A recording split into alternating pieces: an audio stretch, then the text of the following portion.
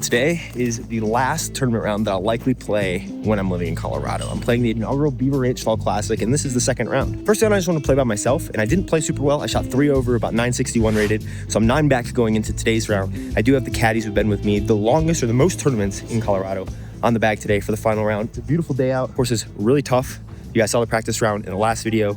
Hopefully I can go out there and score well. The putting and my body feels pretty good today, so low expectations, of course. I'm a couple strokes out of the cash, and that's ultimately the goal, but I'm just gonna try my best and see where it gets us. This is gonna be a fun day. So here we are. My last round likely in Colorado, at least of a bigger tournament. I'm debating playing some flexes, but I'm throwing my iBlend Emperor here on hole number 1, 324 feet right up to that gold basket, 50 feet of elevation gain. So this plays far. Definitely not expecting a birdie. And yesterday I did something pretty stupid. I threw a very similar shot, landed in a very similar landing zone. I'm taking a par today. And decided to kind of half run the putt. So I'm just saying I'm going to take a par today, because from right here, I kind of ran the putt and flew the basket. I was in the same exact spot yesterday. Dude, it's scary. That's why. Rolled away. I took a selfie. Yeah. Today, I'm trying to play smart and making up my mind before the round. I'm going to play as smart as I can and be patient. Tapping in, I feel pretty confident about the ability to take a birdie on the next hole, because hole 2, up and to the right, some of our shots are going to be towards the silver baskets today, because I didn't really let Mr. Eastman know exactly where I was throwing to. I meant to throw this a little righter with my Sphinx, but I end up getting through the tree. I find a little bit of a gap, and I have about a 30-foot putt to get my round started under par with a birdie. Did not feel bad about that putt at all. Honestly, I felt like I just maybe rushed it a tiny bit. Warming up, everything felt incredible. I literally couldn't miss a putt, so I wasn't feeling too bad because hole 1, my layup went well. There, my mechanics were good. I just didn't end up making the putt, was a little too low. So I'm not getting frustrated that I'm not making putts, because I know that the putts that I am doing, the action of putting, is pretty decent. So tap in my par, and I'm still even par, which is 1 stroke better than yesterday. I did get the birdie here, but hole 3 is an absolute beast. 350-ish feet down this middle gap. It's pointing down to the left, and you can see the slope of the hill. The slope just continues down by the basket and maybe even gets a little bit worse. So I'm trying to throw my compass here. I'm between that and the Prodigy M5, just because the M5 would flip up and finish a little righter. And I choose my compass, which I think is a pretty good choice. It does get just inside the gap and was going towards the basket, but there's some trees there that I got caught up in. I'll be able to pitch up, or so I think, because I actually have a little bit lower of a ceiling getting into the basket. On a hill like this, I could try to pitch up a putt or a backhand, but I had to stretch out to my right side, meaning I was almost forced to throw a forehand. And I chucked my chicane, which I thought was a pretty good shot. I just ended up not getting the height quite right, so I hit a tree, and I'm about 30 feet to save my par and keep my par round going. Even par in this 18-hole layout would be fine, but I know I can birdie a lot of these holes, especially if you watch my practice round. You saw that was crazy. Once again, a pretty solid putt. I'm happy that I hit the nubs, missed, and it did not roll away. This course is very prone to rollaways, especially on that slope, so I'm really not mad about missing that and having it sit there. I'm also not mad about my putt. I feel like I putt it pretty well. I just didn't quite get the aim point right. Now I'm asking my car mate for his putter just so I don't have to lean down twice, put my mini down, and pick up the putter. A little bit lazy, but I think he thought I was asking for a mini. So moving on to hole number 4, 1 over par. Yesterday I threw a forehand on this hole, as well as what I'm doing today. I'm deciding to throw my forged interval, and I lined up much more right on the tee pad yesterday and ended up hitting one of the first trees.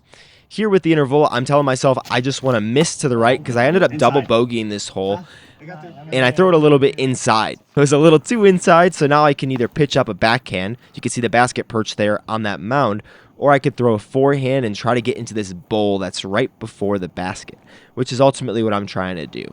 I'm trying to kind of pick a spot, and I end up throwing it a little wider than my intended point, but I knew that it'd be close enough that I'm likely going to have to run this putt, even though it's a scary green.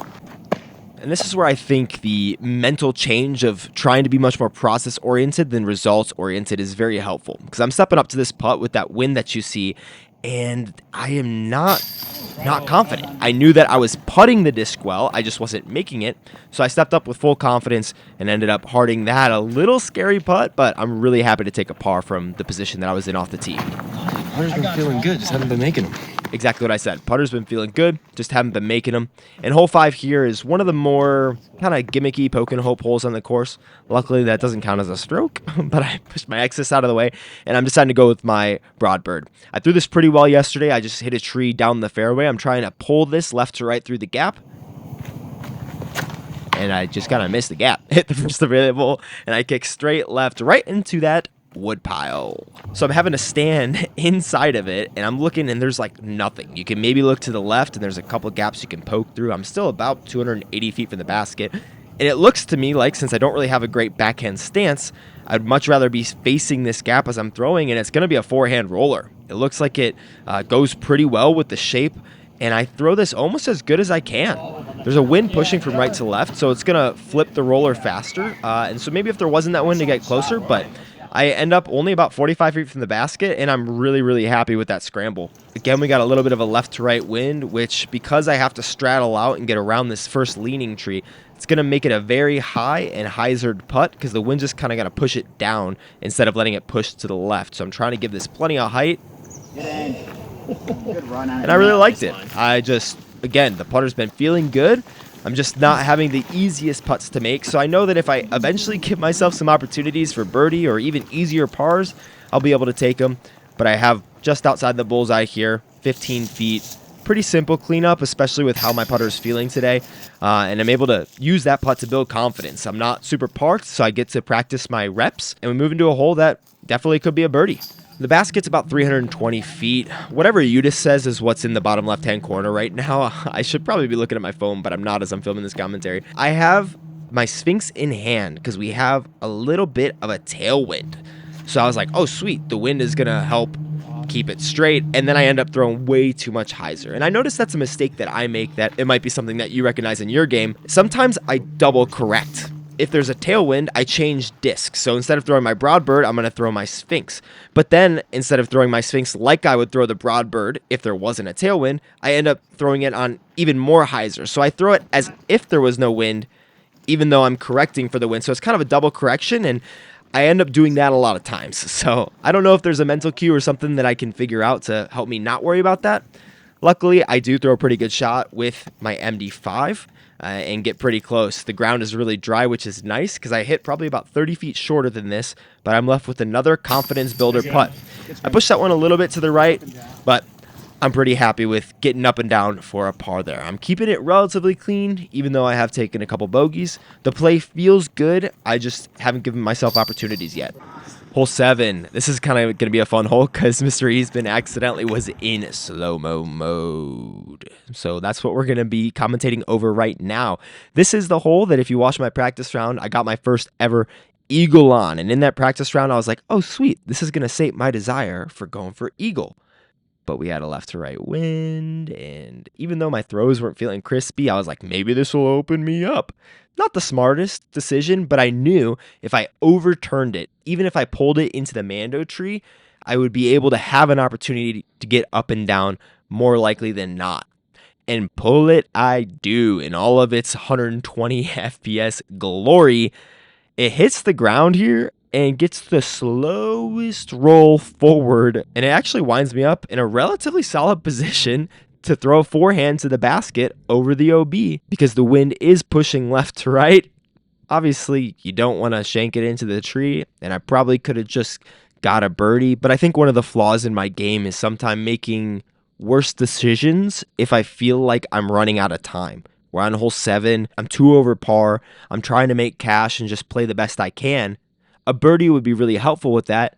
An eagle would be more helpful, but if the birdie is like a 70%er and the eagle is like a 5%er, if that, I don't know if trying to get that extra stroke is a smart idea. Here I'm throwing my interval. The wind I'm knowing is going to push it back to the right, and I end up throwing it a little bit lefter than I meant to. I wanted to go right over that tree, but I go left to the tree and actually hit in bounds and kick back to the left. However, the spotter pointed to the OB, and he had that tree that I was trying to fly over right in his way. No one on my card saw that it landed in bounds. I thought it landed in bounds, and it would have given me like a 20-foot putt for par. If it would have skipped forward, it would have given me a birdie chance, and I only know that it was in bounds just because of watching this back after the round. I didn't even consult it. I was just like, hey, if no one saw it in bounds, the spotter has me here. I'm just going to throw it here, and I tap in my bogey.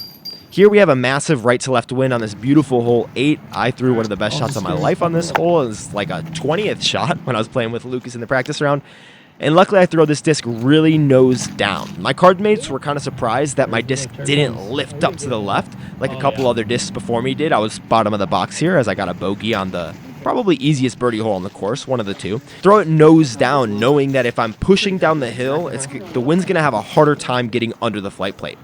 Here again, I think I'm being a little ultra aggressive, and the course rewards a bad decision, which I think I came out of this hole and was like, wow, that was so stupid. Let me just play a little bit smarter. I got a lot of the stupidity out of my system here, and luckily sit down because this slope is just straight down the hill.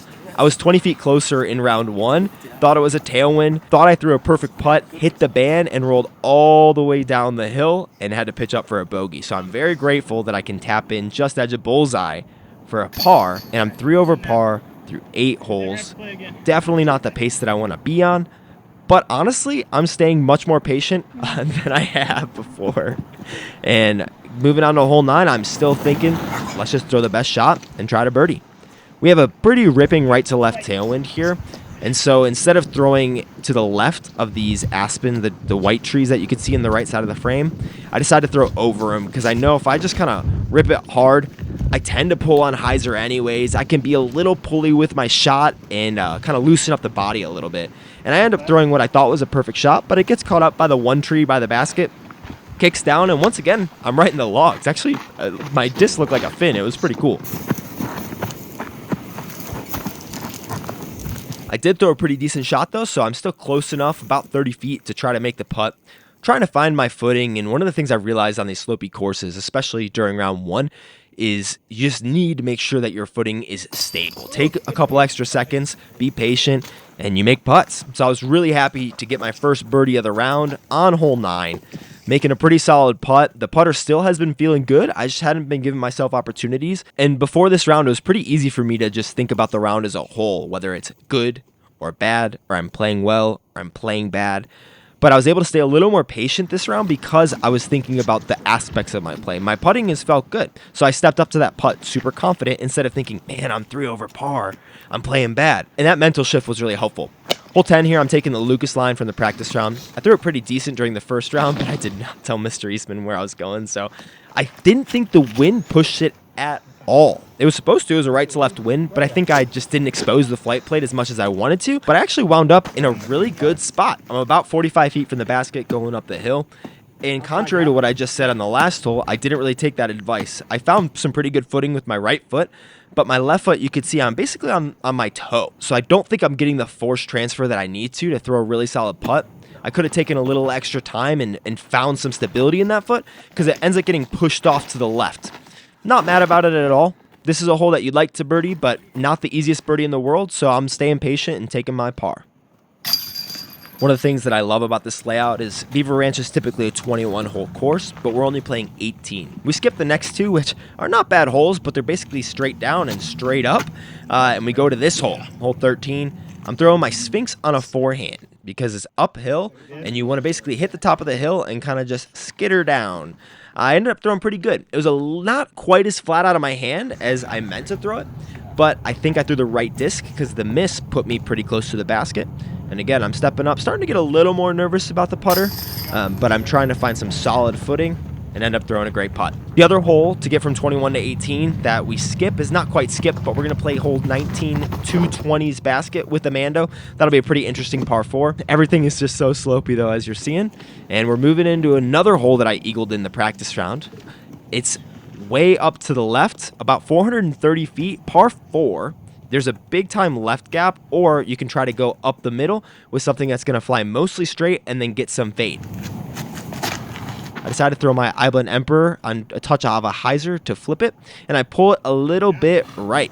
Still been a little pulley in my throws, and it gets pretty lucky. I was inside that bush yesterday and was able to get up and down with a pretty tricky scramble shot for a birdie. This one, I think I hit these logs based on where it landed because it had a little more juice than to just land in this position, and if I don't hit these logs, I think I actually have an eagle putt, but This is a hole that you try to go for eagle, but are very happy with the birdie. I step out a little and throw my Lucas Carmichael MD5 on a forehand. If you did look at this tournament and see what happened during round 1, Lucas unfortunately tweaked his elbow on hole 17, so he ended up dropping. So just hoping that he's able to get better soon and we can get back to filming some cool stuff and he can get back to winning tournaments.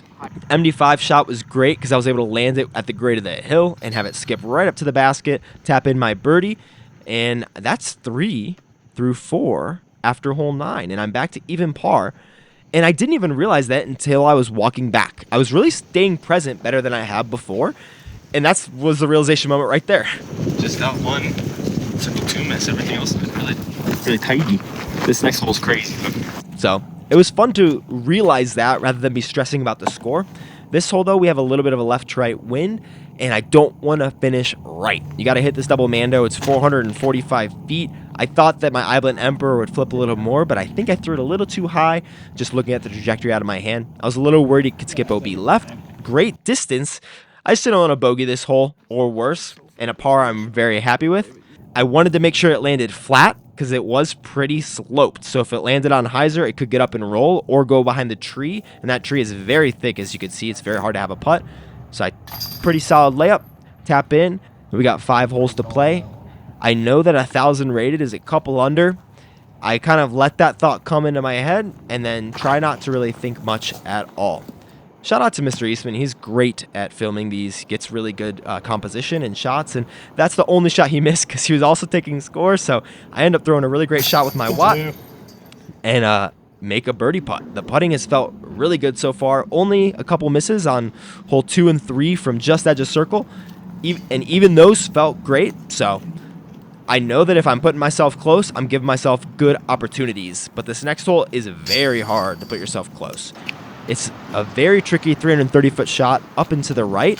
My best play is a Sphinx on a forehand, and I thought I nailed the gap, but I was just a little beyond it. That gap is so tight, but I saw someone birdie it every day that I played here, and it is so impressive to do so. That second kick off that tree was great, though, and I thought it would give me a straight shot, and it kind of did with a little more lean out than I thought. I'm deciding between my chicane or something that's not quite as overstable, but all I know is I got to hit the gap and get it to the basket. And I end up juicing it a little bit and get a pretty solid kick off the tree where it sits inside the circle. I thought I was going to be about 50 long, so I'm really grateful to have a putt.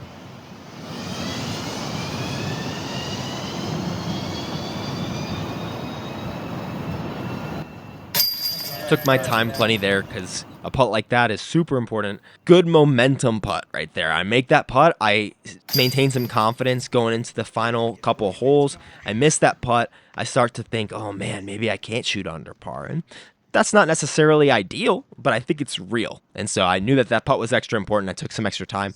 We're lined up again at the silver basket, but we're actually going to a basket that is about 150 feet long left of it. So I'm throwing my compass right down this gap, and I hard it. I was really stoked, but similar to that chicane shot, I ended up juicing it a little bit, but got so lucky I kicked straight down off of this tree, and it left me inside the circle.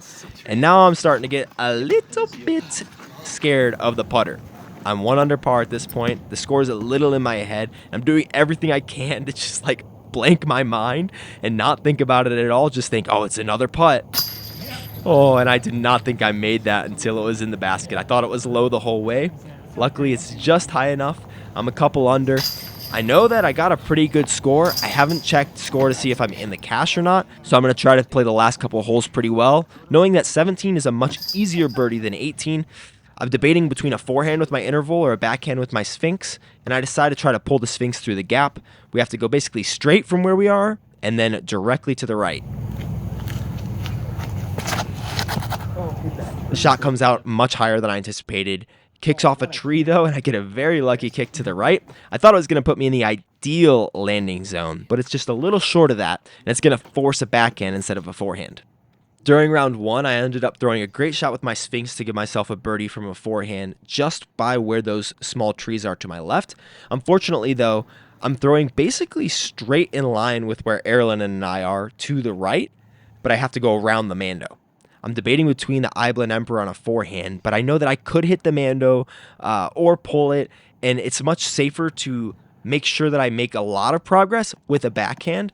but it's going to be harder to get up and down for a birdie. You have to throw a little bit better shot. So I'm throwing my M5, my flippy mid-range, and I don't quite give it the height that I meant or wanted to, and it didn't drift all the way down the hill. It's a little straighter because of that. But finally said it did the thing that would guarantee the par with the chance. I throw a shot that I knew would be a much higher percentage of a par. That putt was a little floaty on me. The wind was a little more ripping out there than I anticipated on that shot, and I left myself about a 15 to 20 footer, and these elevated baskets are much more in my head than a normal basket, especially with a little bit of a left to right wind, as you can see on that beautiful Colorado flag. And it's right in the heart of the chains. 18 could be a birdie and get myself to 3 under, which I think guarantees around 1,000 rated round as my last tournament round in Colorado. I don't know exactly where I'm at, but I decided to do something relatively out of character for myself, and I actually checked scores. I wanted to see before hole 18 if I needed a birdie. And as it stood, a par would have kept me in the cash. I was 1 stroke in the cash, but everyone who was behind me could have caught up and got me tied last cash, which the goal was to cash, so I would have been fine with. So all I'm thinking here is par. Of course, throw the best shot because this is a birdie shot to get the par, but hitting the gap is paramount.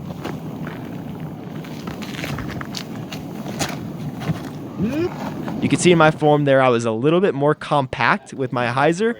It kicked through and around those trees. It leaves me on this hillside, and it's kind of funny. There was a footprint right where my left foot is, so I think someone had this exact same lie earlier in the day. We got a tailwind, as you can see. I'm trying to just make sure I have really solid footing and throw a solid standstill. Not trying to make it at all, but it kind of looked like it, and I end up throwing a really great final shot to tap in and leave myself at 2 under par.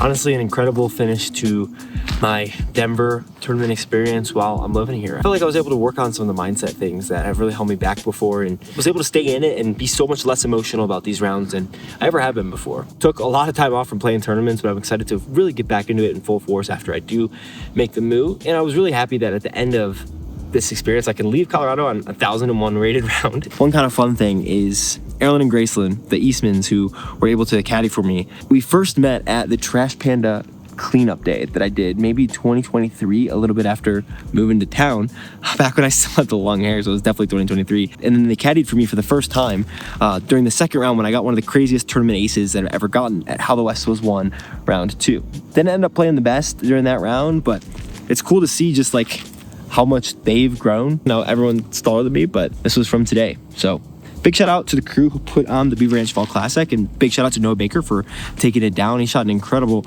round today. Was on pace for course record for a while there. I'm really happy with the finish that I was able to put together. Tied 5th place and cash. So I think I'll make a little bit more than my entry fee. Hopefully you guys enjoyed this video. Subscribe. I will likely be doing most of my tournaments in the future unless there are majors or Pro Tour events, maybe 1 round from the tournament filmed. I think this is a better pace for playing the tournaments well, learning, and then also still getting some content out from some bigger events that I want to produce content from. So thank you guys. Subscribe if you'd like, and I'll see you guys soon.